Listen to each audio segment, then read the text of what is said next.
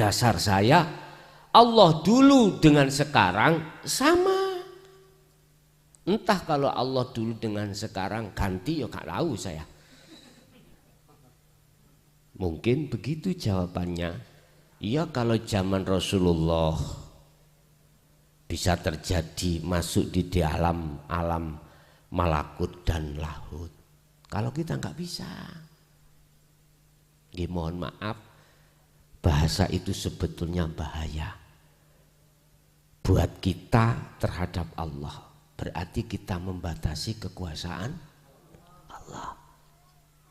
Makanya secara hakikat tetap Allah menghendaki terhadap siapapun.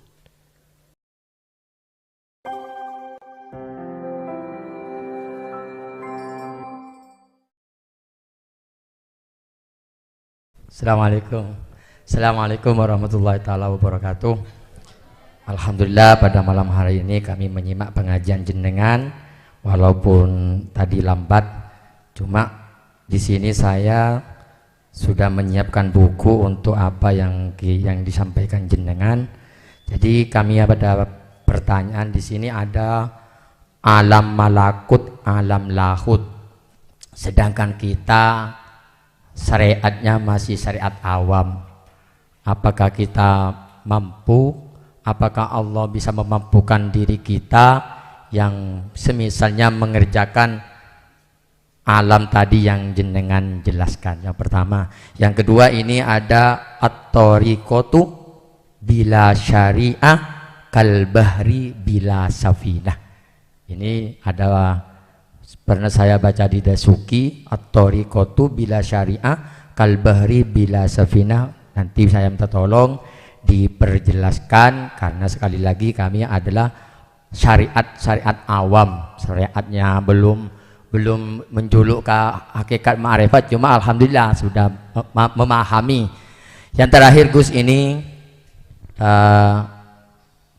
ada pertanyaan yang sangat membingungkan kami, bahkan kami itu bingung, sangat bingung. Ada pertanyaan dari orang Kristen. Orang Kristen bertanya kepada orang Islam, ya salah satunya saya. Pernah ditanyakan, semuanya saya bisa jawab. Bahkan taruhannya saya itu satu, kalau sampean bisa menjawab pertanyaan saya akan rela keluar dari Islam. Seperti itu. Tapi kalau sampean tidak bisa menjawab pertanyaan ini, sampean harus ikut masuk Islam. Ternyata Kristen itu angkat tangan. Pertanyaan seperti ini, cuma saya bingung, belum sempurna. Mungkin ini ketauhidan. Mungkin tauhid jenengan lebih bisa menjawab. Di mana muka Anda? Ini. Di mana muka Anda? Setelah saya tunjuk, si Kristen bertunjuk. Ini, oh bukan, ini pipi.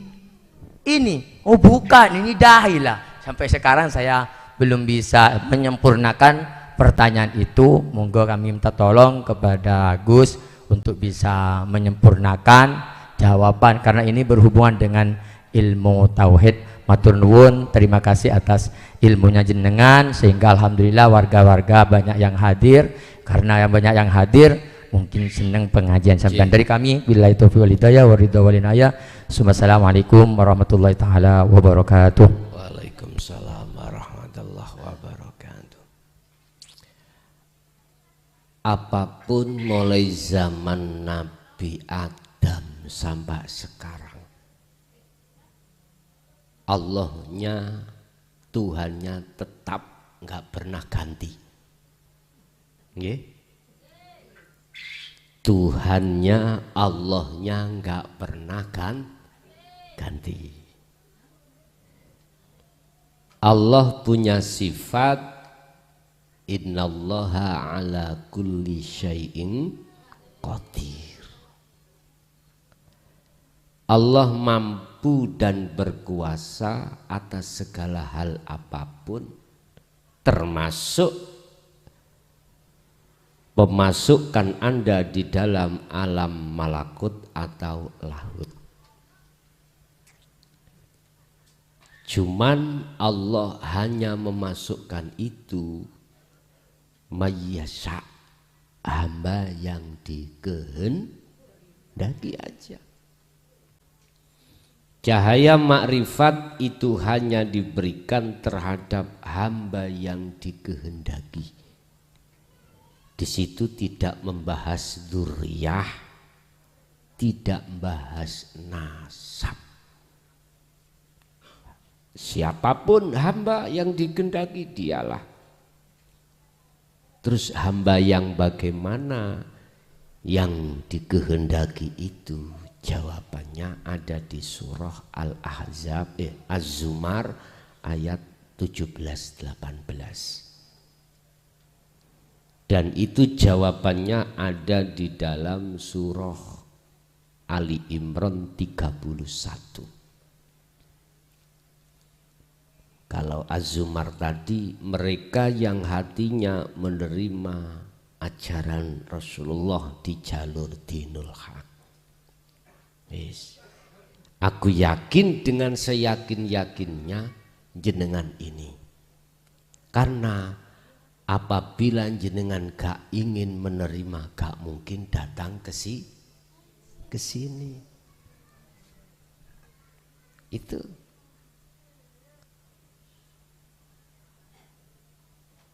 Alladzina yastami'unal qaula, itulah mereka yang menerima setelah mendengarkan ajaran ini. Kalau di dalam surat Ali Imran itu Allah berkata, Muhammad, jikalau umatmu ingin cintanya aku terima, suruh mengikuti kamu. Akhirnya Rasulullah dawuh, fattabi'uni, maka ikuto siro ni ing ingsun, ikuti saya. Kita umat Rasulullah itu mayoritas hanya mengikuti dari versi syariatnya saja, kebanyakan. Tapi versi hakikatnya banyak yang mencak-mencak, banyak yang menolak. Ini persoalannya. Sebab jikalau kita betul-betul mengikuti Rasulullah, fattabi'uni ya yuhibbukumullah, Allah akan menerima cinta sampean. Sebab apa Allah menerima cinta kita? Karena kita telah melepaskan cinta hati kita terhadap selain Allah. Kalau konteksnya iman, karena kita telah melepaskan iman selain Allah.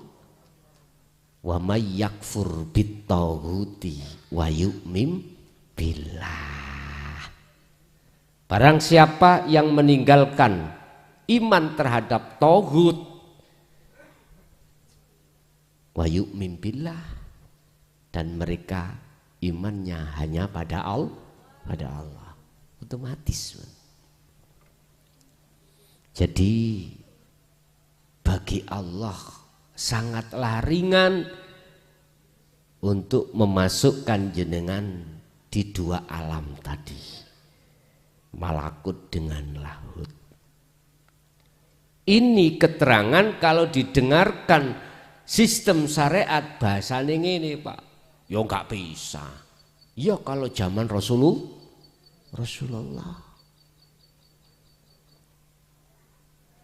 Mohon maaf, tidak mengurangi rasa hormat. Bukannya saya nggak setuju, tapi kurang sepaham. Kalau kita menuduh bahwasanya ini hanya terjadi pada Rasulullah, berarti sama halnya kita membatasi kekuasaan Allah. Bahayanya di situ.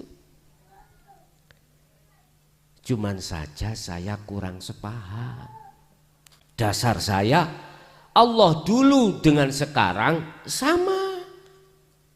Entah kalau Allah dulu dengan sekarang ganti, ya gak tahu saya. Mungkin begitu jawabannya. Iya, kalau zaman Rasulullah bisa terjadi masuk di dalam alam malakut dan lahut. Kalau kita nggak bisa.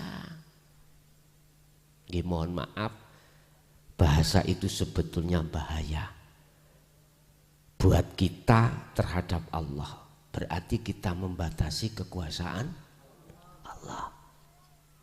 Makanya secara hakikat tetap Allah menghendaki terhadap siapapun.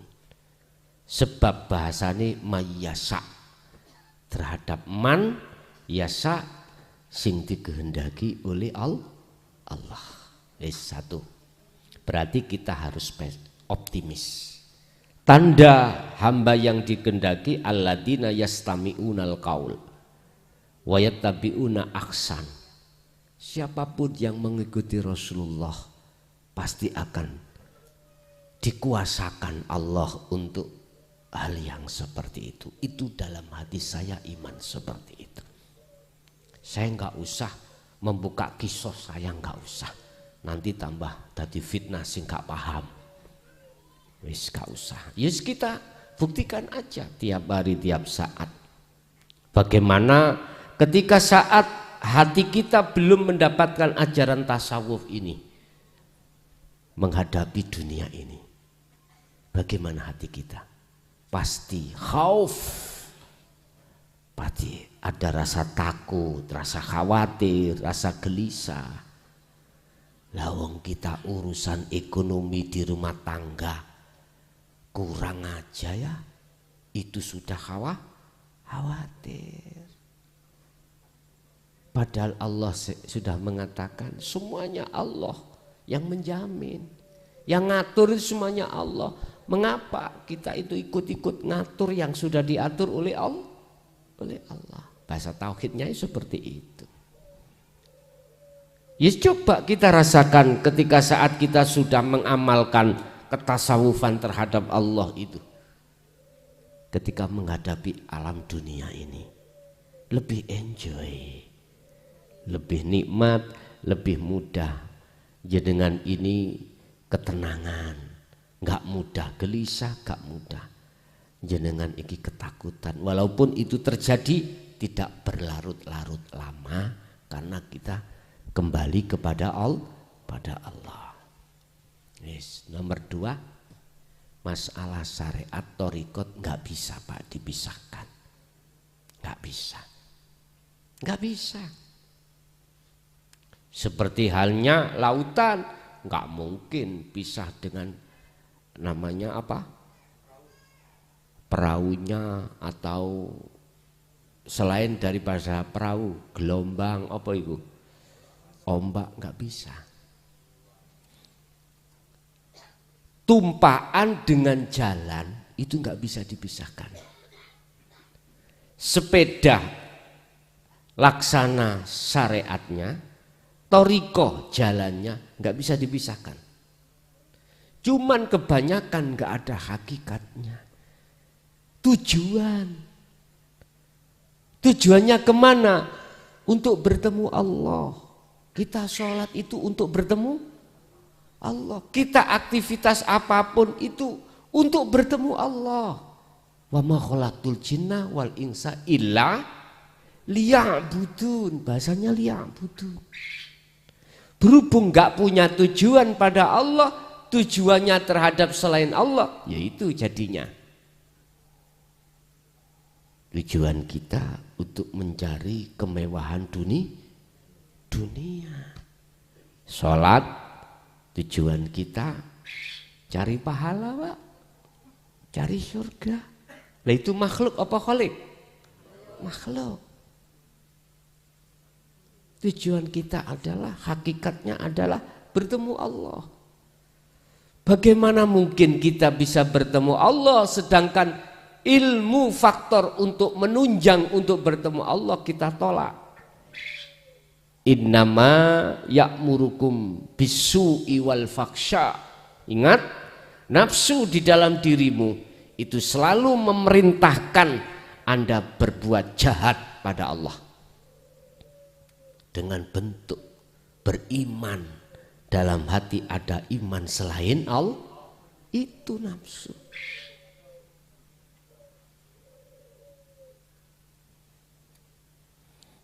Jujur terus terang saja, memang syariat dan thariqat nggak bisa dipisahkan, Pak. Nggak bisa. Karena itu sudah jadi satu. Cuman hakikatnya itu harus numpak,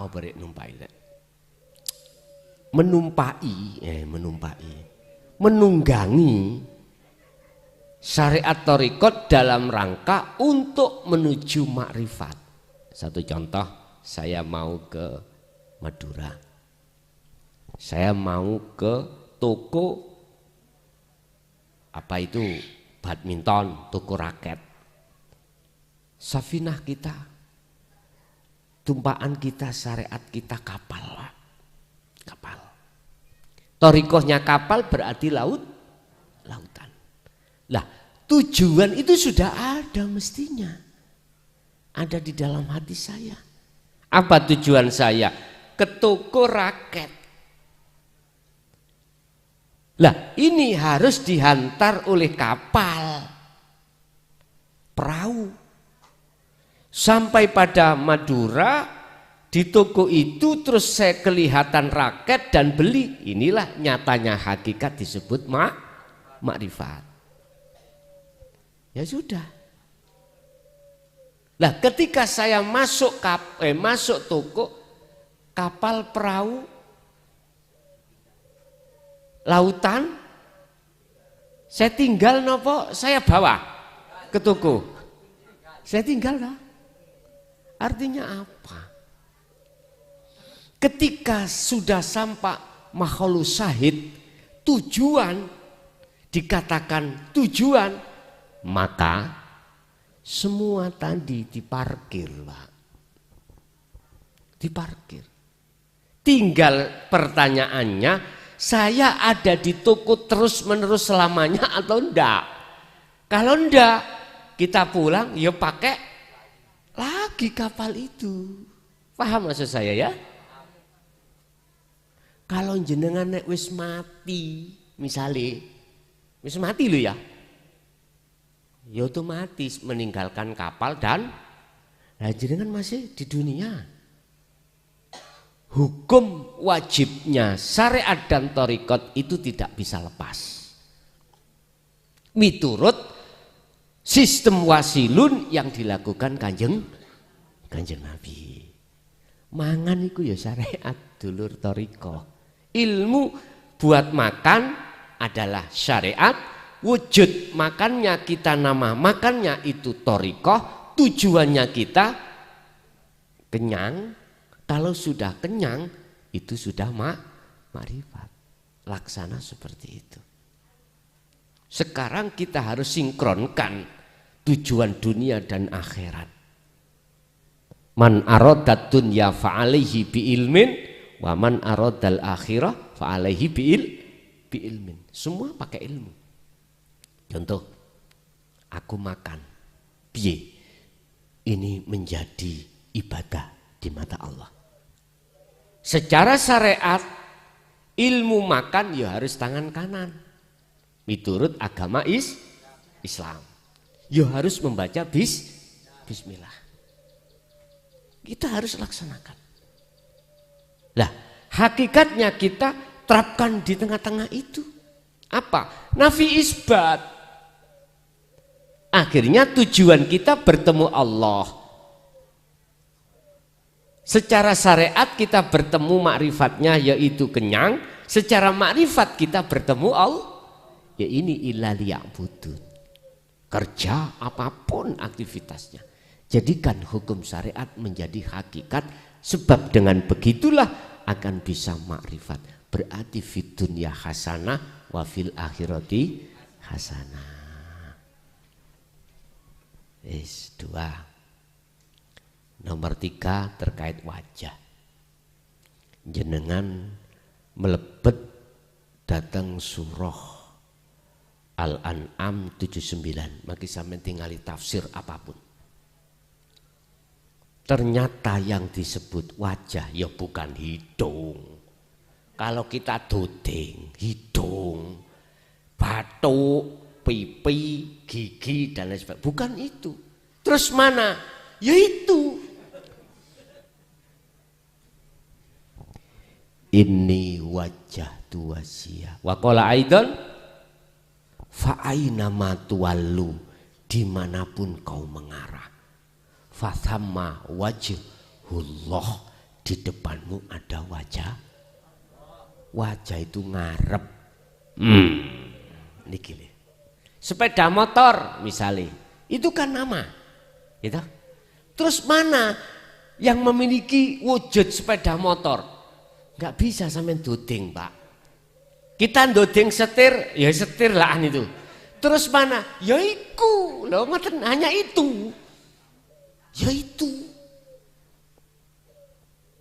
Ingat, aku kata Allah, biar dikenal oleh kau hambaku. Wujudku biar dikenal oleh hambaku. Kalau aku iki Tuhan, tak lahirno, saya lahirkan wujudku yang disebut Nurullah. Nah, Nurullah, wujudnya Nurullah adalah dunia dan seisinya. Tapi wujudnya dunia seisinya bukan wujudku. Gak bingungan iki. Itu tadi. Sama dengan sepeda motor, sama dengan wajah tadi, ya dah? Lah jawabannya yang benar, yaitu. Nah, kakak dek dituding, yaitu. Makanya ada yang berzikir, gak nyebut Allah, gak nyebut hu, wis pokoknya nyebut sing gak paham ya. Maksudnya ya itu. Ada Pak, kumpulan zikir yang seperti itu ada memang. Awalnya itu la ilaha illallah, la ilaha illallah, lama-lama tuh. Maksudnya ya itu sebetulnya itu. Lah untuk sampai di itu, ya dah, tidak terlepas dari pemahaman la ilaha illa anta dan la ilaha illa ana. Kadang-kadang yang banyak itu niru-niru tapi tidak ngerti. Nah, itu yang banyak itu gitu, niru-niru tapi tidak ngerti. Ya, tapi lumayan, ngoten lho. Suwe-suwe lama kelamaan ya dipahamkan Allah sendiri. Nggih.